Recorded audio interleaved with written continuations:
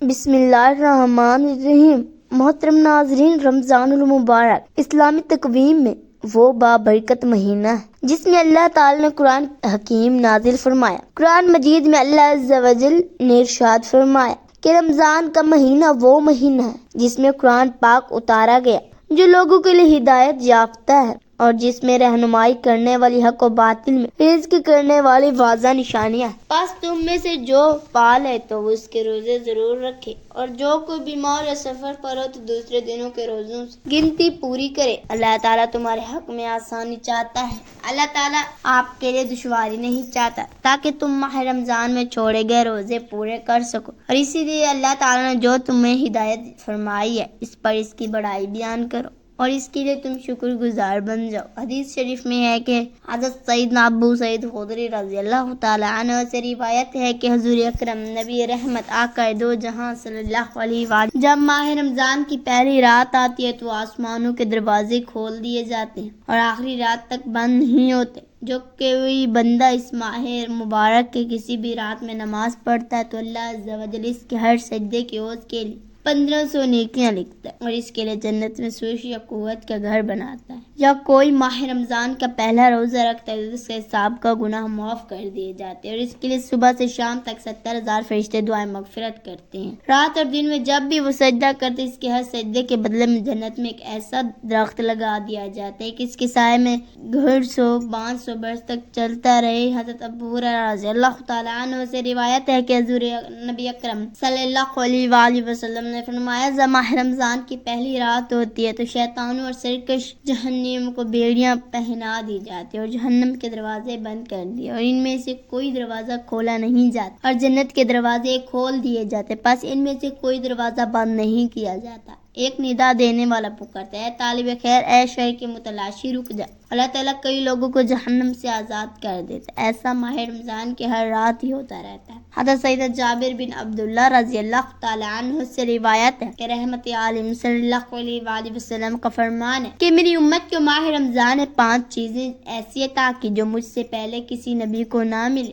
Number 1، جب ماہ رمضان المبارک کی پہلی رات ہوتی ہے تو اللہ عز و جل ان کی طرف رحمت نظر فرماتے ہیں، اور جس کی طرف اللہ عز و جل رحمت نظر فرمائے تو اسے کبھی بھی عذاب نہ دے گا۔ نمبر 2، شام کے وقت روزے دار کے منہ کی بو تو تھوک کی وجہ سے ہوتی ہے، اللہ تعالیٰ کے نزدیک مشک کی خوشبو سے بھی بہتر ہے۔ نمبر 3، فرشتے ہر رات اور دن ان کے لیے مغفرت کی دعائیں کرتے رہتے ہیں۔ نمبر 4، اللہ تعالیٰ جنت کو حکم دیتا ہے کہ میرے نیک بندوں کے لیے آراستہ ہو جائے، ان قریب وہ دنیا کی مشقت سے میرے گھر اور کرم میں رحمت پائیں گے۔ نمبر 5، جب ماہ رمضان کی آخری رات ہے تو اللہ عز و جل سب کی مغفرت فرما دیتا ہے۔ ایک شخص نے کھڑے ہو کر عرض کیا، یا رسول اللہ صلی اللہ علیہ وآلہ وسلم، کیا وہ لیلۃ القدر ہے؟ تو حضور اکرم صلی اللہ علیہ وآلہ وسلم نے ارشاد فرمایا، نہیں، کیا تم نہیں جانتے کہ مزدور جب اپنے کاموں سے فارغ ہو جاتے تو انہیں اجرت دی جاتی؟ حضرت سلمان فارسی رضی اللہ تعالیٰ عنہ بیان کرتے ہیں کہ رسول پاک صلی اللہ علیہ وآلہ وسلم نے شعبان کے آخری دن ہمیں خطاب کیا اور فرمایا، اے لوگو، تم پر ایک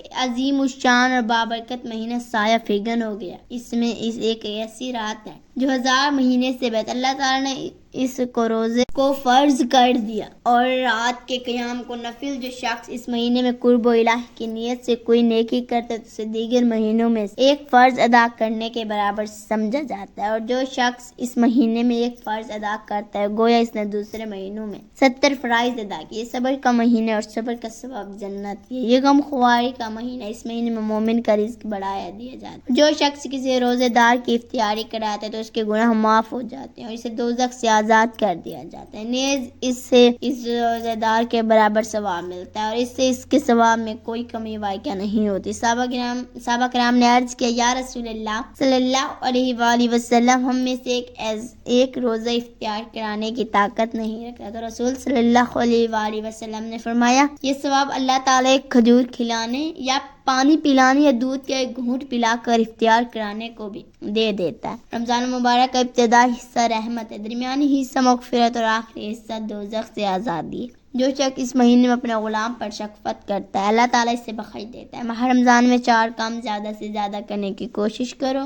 2 کاموں کے ذریعے تم اپنے رب کو راضی کرو اور 2 کاموں کے بغیر تمہارے لیے کوئی چارہ نہیں جن سے اپنے رب کو راضی کرو گے۔ ان میں سے ایک لاکھ کی گواہی دینا ہے اور دوسرا اس سے بخشش طلب کرنا، اور جن دو کاموں کے بغیر تمہارے لیے کوئی چارہ نہیں، ان میں سے ایک کام ہے کہ تم اللہ عز و جل سے جنت کا سوال کرو، اور دوسرا سوال یہ کہ تم اللہ سے دوزخ سے پناہ مانگو۔ حضور اکرم صلی اللہ علیہ وآلہ وسلم نے ارشاد فرمایا، جو شخص روزے دار کو پانی پلائے گا، اللہ تعالیٰ اسے میرے حوض کوثر سے پانی پلائے گا اور پھر اسے جنت میں داخل ہونے تک پیاس نہیں لگے گی۔ محترم ناظرین، خدا رحمن کے کروڑوں کروڑ احسان ہے، کیا اللہ تعالیٰ نے ہمیں ماہ رمضان جیسی عظیم الشان نعمت سے سرفراز فرمایا۔ ماہ رمضان میں ہر گھڑی رحمت بھری ہے۔ رمضان المبارک میں ہر نیکی کا ثواب 70 گنا یا اس میں سے بھی زیادہ نفل کا ثواب فرض کے برابر، فرض کا ثواب 70 گنا کر دیا جاتا ہے۔ عرش اٹھانے والے فرشتے روزے داروں کی دعا پر آمین کہتے ہیں۔ فرمان مصطفیٰ صلی اللہ علیہ وآلہ وسلم کے مطابق رمضان کے روزے دار کے لیے مچھلیاں افطار تک دعائیں مغفرت کرتی ہیں۔ میرے بھائیوں، میری بہنیوں، اللہ تعالیٰ سے دعا ہے کہ اللہ پاک ہمیں رمضان المبارک کی قدر کرنا نصیب فرمائے اور ہمیں ہدایت عطا فرمائے، آمین۔ محترم ناظرین، آج کی میری اس ویڈیو کو لائک اور میرے چینل کو سبسکرائب کیجیے۔ اللہ تعالیٰ کے 99 ناموں میں سے ایک نام ضرور ٹائپ کریں۔ شکریہ۔